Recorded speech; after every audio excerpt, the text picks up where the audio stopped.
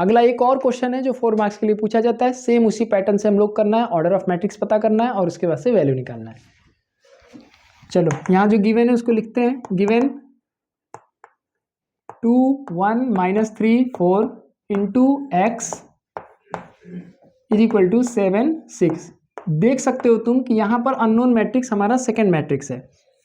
यहाँ ऑर्डर कितना है 2 इंटू 2, इसका ऑर्डर नहीं मालूम है तो n इंटू पी लिखेंगे, और इसका ऑर्डर क्या है, 2 रो है और 1 कॉलम है, तो 2 into 1 using rule of matrix multiplication.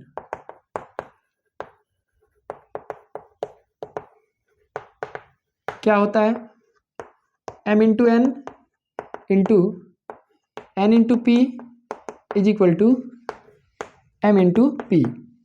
तो कंपेयरिंग, अगर आप कंपेयर करते हो तो क्या मिलेगा, देखो m का वैल्यू 2 हो जाएगा, n का वैल्यू 2 हो जाएगा and p is equal to 1 हो जाएगा।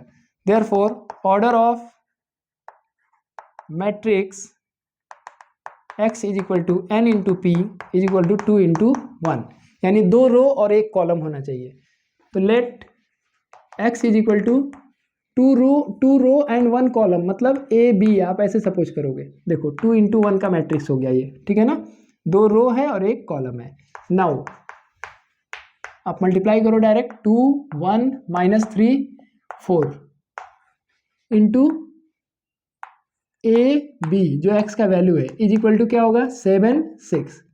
मल्टीप्लाई करते हैं हम लोग, तो देख लीजिए भाई यहाँ 2 रो है, कॉलम सिर्फ 1 है, जाहिर सी बात है कि इसी पैटर्न पर आपका ये इसका रिजल्ट आएगा। चलो 2 into a plus 1 into B. अब दूसरा कॉलम तो है नहीं कि यहाँ पर कोई एलिमेंट हो, अब इससे मल्टीप्लाई करो, -3 into a plus 4 into b is equal to क्या होगा 7 6। तो क्या हो गया हमारा, ये हो गया 2a plus b -3a plus 4b is equal to 7 6। Comparing 2a plus b is equal to 7 -3a plus 4b is equal to 6।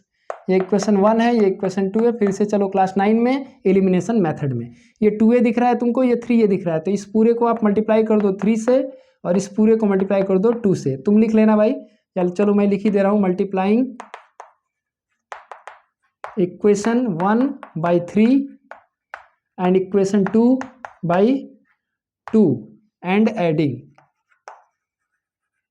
देखो 9 की कमजोरी 10 में दुख देती है, तो प्रयास करना चाहिए कि ना रहे। चलो 3 से मल्टीप्लाई किया करो, क्या होगा 3 2 जा 6a plus 3b is equal to 21, और ये 2 से हो जाएगा -6a plus 8b is equal to 12। Add करिए, ये खत्म हो गया, 8b प्लस 3b क्या होगा 11b, और ये कितना हो जाएगा 33। Therefore b is equal to क्या हो गया 3, 33 by 11। Putting the value of b in equation, किस इक्वेशन में रख दो फर्स्ट, तो 2a plus b is equal to 7 है, तो 2a plus 3 is equal to 7। Finally solve कर लेना है, देखो 3 जाएगा 4 हो जाएगा, a का वैल्यू आ जाएगा 2, ठीक है। Therefore x is equal to क्या लिखेंगे हम लोग, a का वैल्यू 2 है और b का वैल्यू 3 है, दिस इज द आंसर, ठीक है। तो इस तरह से फाइनली a और b निकालने के बाद आंसर लिख देना चाहिए, ठीक है। पिछले वाले क्वेश्चन मैंने नहीं लिखा था, तो ऐसा नहीं कि वहीं छोड़ दो, तुम ऐसे मैट्रिक्स लिख देना, ठीक है ना। Thank you.